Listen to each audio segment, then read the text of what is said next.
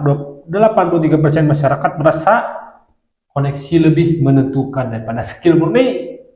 Apakah ini networking atau nepotisme? Mismatch atau ketidakcocokan sebesar 60% antara kurikulum kampus dengan kebutuhan industri teknologi saat ini.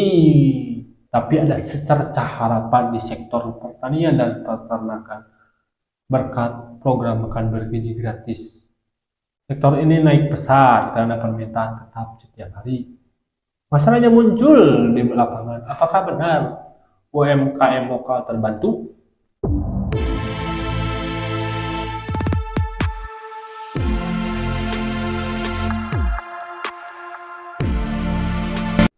Halo, jumpa lagi dengan saya Ocer, pembawa acara Bercap News, di mana setiap kekisruhan, kekacauan, dan geopolitik yang terjadi di Indonesia akan kita bahas di sini.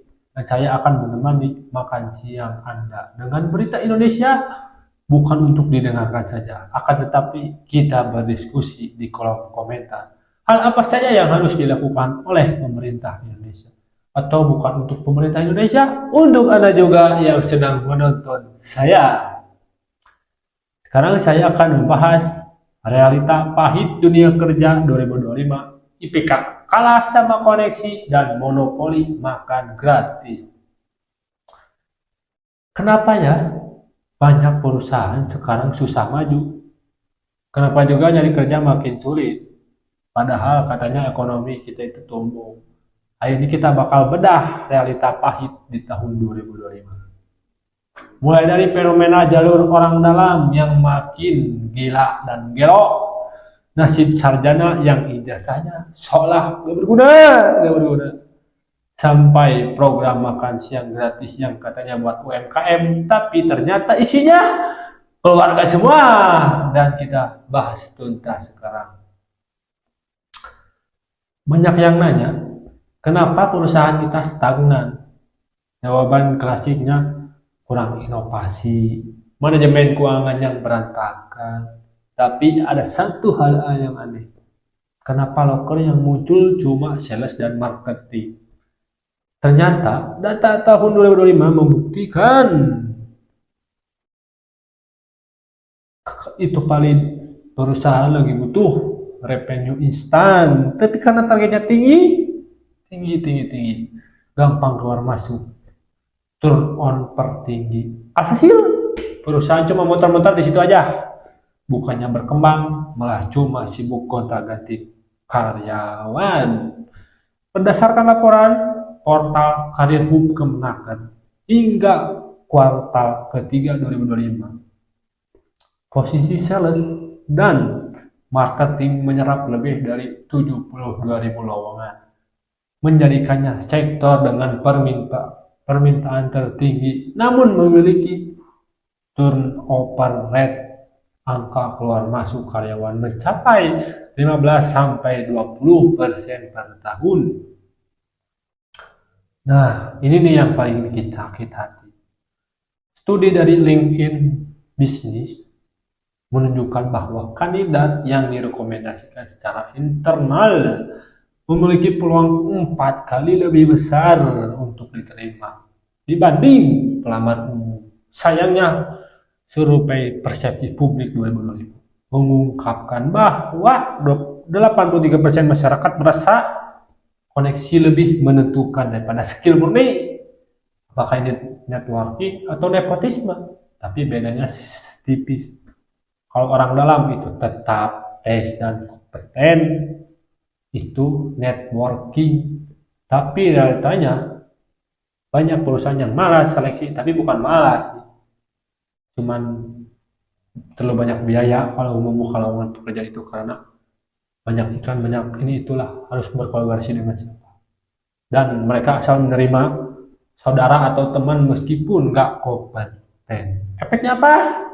Moral karyawan hancur, inovasi mati, dan perusahaan akhirnya gagal berkembang karena isinya cuma orang-orang titipan yang kerjanya gak maksimal. Mungkin jadinya perusahaan gak maju, gak berkembang, dan sulit untuk membuka lowongan pekerjaan yang banyak mungkin ya, saya juga nggak tahu mungkin. Terus gimana nasib sarjana dengan IPK tinggi? Di tahun 2005 terjadi inflasi IPK. Nilai bagus sudah umum, habis skill di dunia nyata jadi nyambung sama kebutuhan industri. Perusahaan akhirnya lebih memilih orang yang sudah dikenal daripada orang asing ber-IPK 4.0. Tapi miris banget sih, miris. Ijazah seringkali cuma jadi syarat administrasi. Sementara pintu masuknya tetap harus punya kunci bernama apa? Koneksi. Tapi data Badan Pusat Statistik tahun 2025 mencatat angka pengangguran terbuka lulusan universitas masih berada di kisaran 5,25%. Ditambah lagi, laporan World Economic Forum menyebutkan adanya mismatch atau ketidakcocokan sebesar 60% antara kurikulum kampus dengan kebutuhan industri teknologi saat ini. Tapi dari semua hiruk-pikuk yang tadi saya bahas, tapi ada secerca harapan di sektor pertanian dan peternakan berkat program makan bergizi gratis. Sektor ini naik pesat karena permintaan tetap setiap hari. Masalahnya muncul di lapangan, apakah benar UMKM lokal terbantu? Tapi fakta di beberapa daerah menunjukkan adanya dugaan monopoli pemasoknya. Lagi-lagi orang dalam yayasan atau keluarga pejabat setempat. UMKM yang beneran mandiri malah gigit jari karena gak punya akses ke lingkaran itu. Padahal kalau pemasoknya cuma berdasarkan koneksi tanpa standar kualitas, resikonya fatal. Mulai dari keracunan makanan sampai anggaran yang terbuang sia-sia. Mungkin itu salah satu faktor mungkin ya. Belum tentu valid, harus diteliti lagi. Bukan cuma soal gizi sih. Program ini sekarang lagi disorot tajam sama Ombudsman Republik Indonesia. Ditanya datanya ngeri kawan.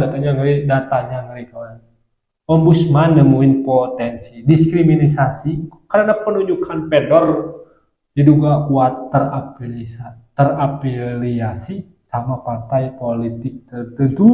Akibatnya persaingan jadi gak sehat, UMKM lokal yang jujur kegeser sama yang punya bendera.